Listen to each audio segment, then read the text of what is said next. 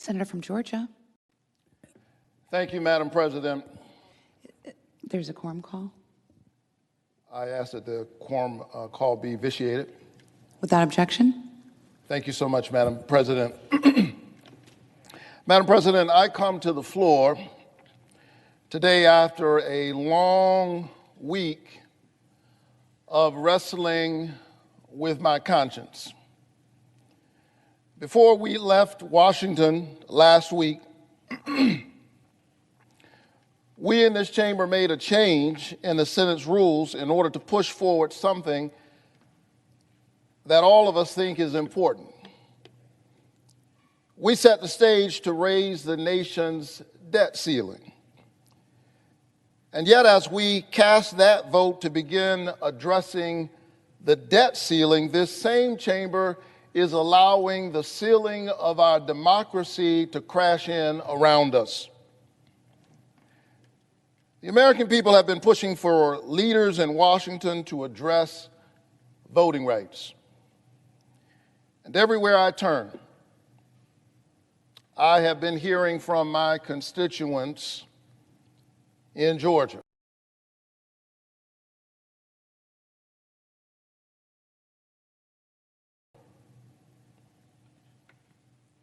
They are deeply worried.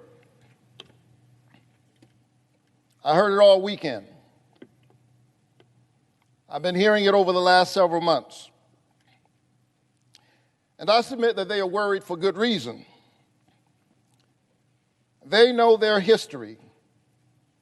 They are witnessing what is happening to our democracy in real time. And they see the handwriting on the wall.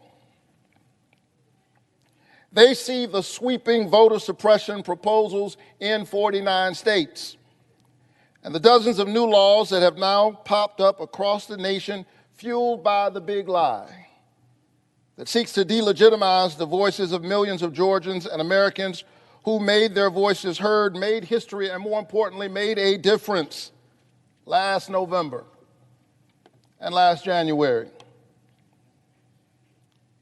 The American people see what is happening in Arizona and in Texas and in Florida and in Wisconsin and in Iowa. And they see what is happening in Georgia, my home state, where a new law, SB 202, passed right after I won, will make it harder for some voters to access their ballots by making it more difficult to vote by mail, allowing far fewer drop boxes, and only allowing for the use of those boxes, listen, during business hours. You can use the drop boxes during business hours, which sort of defeats the purpose of having a drop box.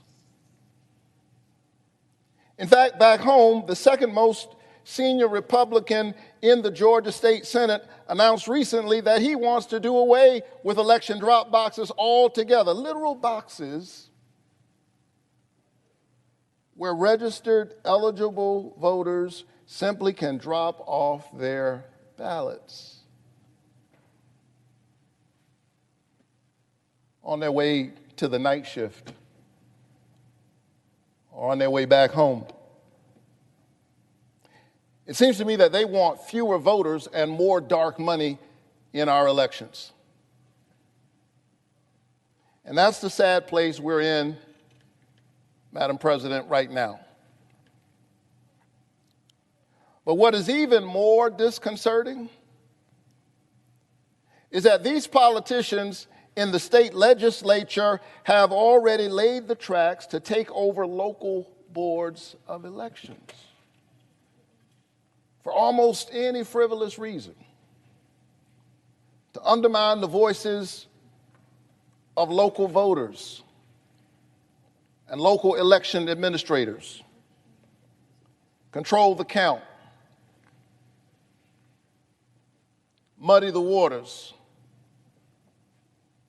question or determine the outcome.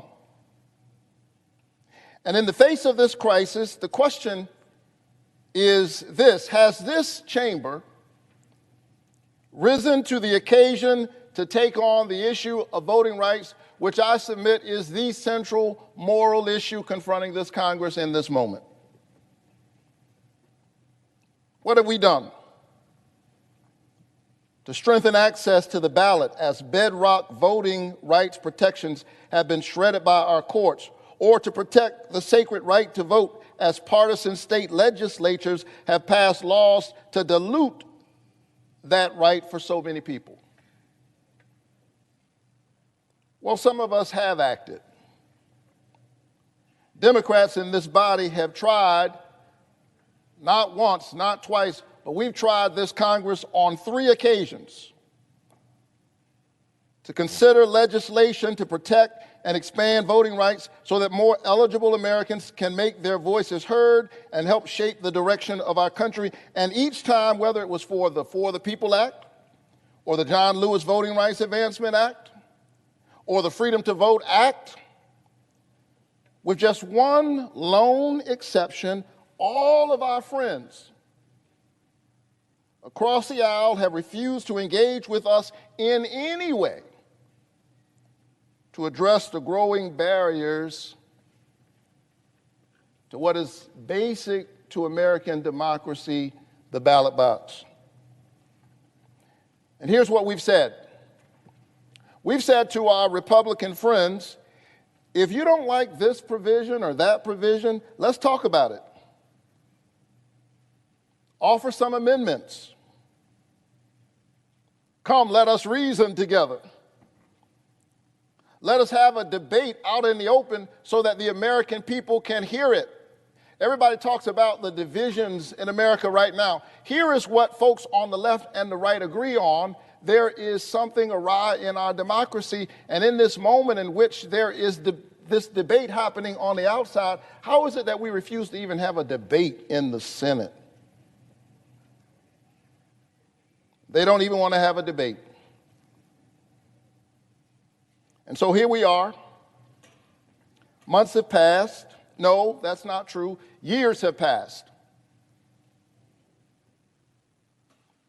Democrats have tried again and again to engage our Republican friends in a discussion on this issue, one that lies at the foundation of our democracy, and time again, because of a lack of good faith engagement, the rules of the Senate have prevented us from moving that conversation forward. We could not imagine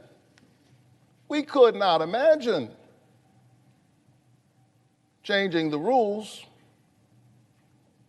That is, until last week. Because last week, we did exactly that. Be very clear, last week, we changed the rules of the Senate to address another important issue,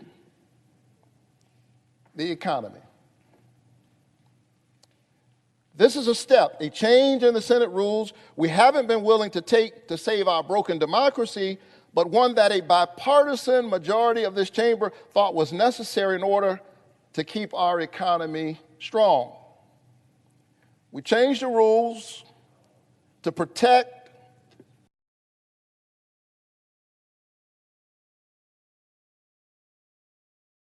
the full faith and credit of the United States government. We've decided we must do it for the economy, but not for the democracy. So, Madam President, I will be honest. This has been a difficult week for me as I've pondered how am I going to vote on this debt ceiling question we're about to take. I feel like I'm being asked to take a road that is a point of moral dissonance for me. Because while I deeply believe that both our democracy and our economy are important, I believe that it is misplaced to change the Senate rules only for the benefit of the economy when the warning lights on our democracy are flashing at the same time. I happen to believe that our democracy is at least as important as the economy. Ours is a great nation, built upon both free enterprise and the free exercise of basic democratic rights. You cannot have good capitalism without freedom. Each is strengthened by the other. And together they make for a nation that is both prosperous and free, a nation where everybody can breathe and every child has a chance to live up to her highest potential.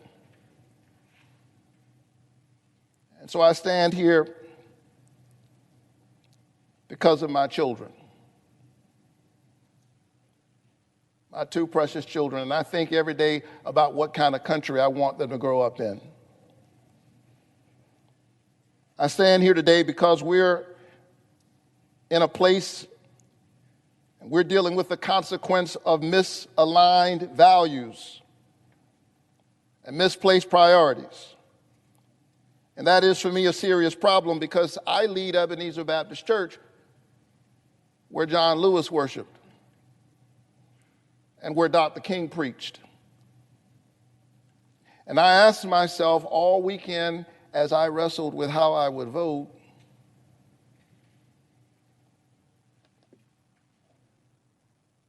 I asked myself, what would Dr. King do? And I thought this week about Dr. King's speech in front of the Lincoln Memorial. No, not the 1963 I Have a Dream speech, but the one he gave the first time he spoke in front of the Lincoln Memorial in 1957, where he addressed what he called, quote, all types of conniving methods that were getting in the way of the free exercise of the constitutional right to vote. His rallying cry that day in 1957 was, give us the ballot. And so, Madam President, in light of the conniving methods of voter suppression we have seen enacted into law since the January 6th attack on the Capitol, I come to the floor today to share with the people of Georgia and the American people the message that I shared with my colleagues over the weekend and earlier today during our caucus meeting. I said to my Democratic colleagues over the last several days, number one, unfortunately, the vast majority of our Republican friends have made it clear that they have no intention of trying to work with us to address voter suppression or to protect voting rights. They have embodied by their actions the sentiments of conservative strategist Paul Weyrich, who dared say in 1981, quote, I don't want everybody to vote. That's what he said. Elections are not won by a majority of people. They never have been from the beginning of our country, and they are not now. As a matter of fact, he went on to say, our leverage in the elections quite candidly goes up as the voting populace goes down. Second thing I said to my Democratic colleagues today is that while we cannot let our Republican friends off the hook for not being equitable governing partners,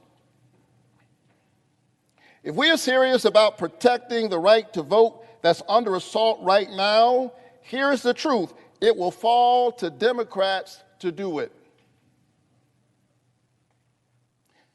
And if Democrats alone must raise the debt ceiling, then Democrats alone must raise and repair the ceiling of our democracy. How do we in good conscience justify doing one and not the other? Some of my Democratic colleagues are saying, but what about bipartisanship? Isn't that important? I say, of course it is. But here's the thing we must remember. Slavery was bipartisan. Jim Crow segregation was bipartisan. The refusal of women's suffrage was bipartisan. The denial of the basic dignity of members of the LGBTQ community has long been bipartisan. The 3/5 compromise was the creation of a putative national unity at the expense of black people's basic humanity. So when colleagues in this chamber talk to me about bipartisanship, which I believe in, I just have to ask, at whose expense? Who is being asked to foot the bill for this bipartisanship? And is liberty itself the cost? I submit that that's a price too high and a bridge too far. And so I struggled this weekend. I talked to folk I believe in. Among them, I spoke with Reverend Ambassador Andrew Young, who was with Dr. King until the very end about this vote. I talked to Ambassador Young and I asked him, what do you think? And he said, I try not to worry, but I'm worried about our country. And then this 89-year-old battle-worn soldier in the nonviolent army of the Lord drew silent on the phone. And then he said to me, tell your colleagues that among your constituents are people who literally laid their lives on the line for the basic right to vote. They lost friends. They lost so much. And so this is a real moral quandary for me, and it makes it difficult for me to cast this vote today. But after many conversations with colleagues, with Georgians, with experts who know the economy, with voting rights advocates and civil rights leaders, I will indeed vote today with anguish. I will vote to raise the debt ceiling. I'm voting yes because I'm thinking about the kids in the Caton Homes housing projects where I grew up in Savannah, Georgia. I'm thinking about the hardworking families pushing to recover from the pressures of this pandemic, those on the margins and those who are least resilient, for whom a collapse of the economy would be catastrophic. And ironically, many of these are the same people who are also being targeted by the voter suppression efforts I mentioned earlier. I'm thinking of them and the people of Georgia as I cast my vote today to raise the debt ceiling. But I'm also thinking about what we need to do to keep our democracy and our economy strong today and for the next generation. Once we handle the debt ceiling, the Senate needs to make voting rights the very next issue we take up. We must do voting rights, and we must deal with this issue now. So let me be clear.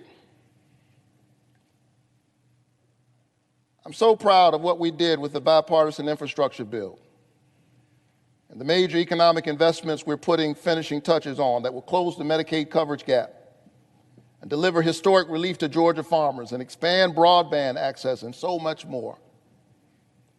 But Madam President, I have to tell you that the most important thing that we can do this Congress is to get voting rights done. Voting rights are preservative of all other rights. They lay the ground for all of the other debates. And so to my Democratic colleagues, I say, while it is deeply unfortunate, it is more than apparent that it has been left to us to handle alone the task of safeguarding our democracy. Sadly, many of our Republican friends have already cast their vote with voter suppression. And so the judgment of history is upon us. Future generations will ask, when the democracy was in a 911 state of emergency, what did you do to put the fire out? Did we rise to the moment, or did we hide behind procedural rules? I believe that we Democrats can figure out how to get this done, even if that requires a change in the rules, which we established just last week that we can do when the issue is important enough. Well, the people of Georgia and across the country are saying that voting rights are important enough. I think the voting rights are important enough. And so we cannot delay. We must continue to urge the party of Lincoln not to give in to the very forces of voter suppression that Dr. King described in that 1957 speech while standing in the shadow of Lincoln. But even as we do that, we cannot wait. We cannot wait on them. With uncanny and eerie relevance, Dr. King's words summon us to this very moment. He said, "The hour is late. The clock of destiny is ticking out, and we must act now before it is too late." Madam President, I yield the floor. Senator from Ohio. Thank you, Madam President. I learned a long time ago never to want to give a speech after that. But I agree with what Senator Warnock said, and the Senate schedule kind of made me do this. So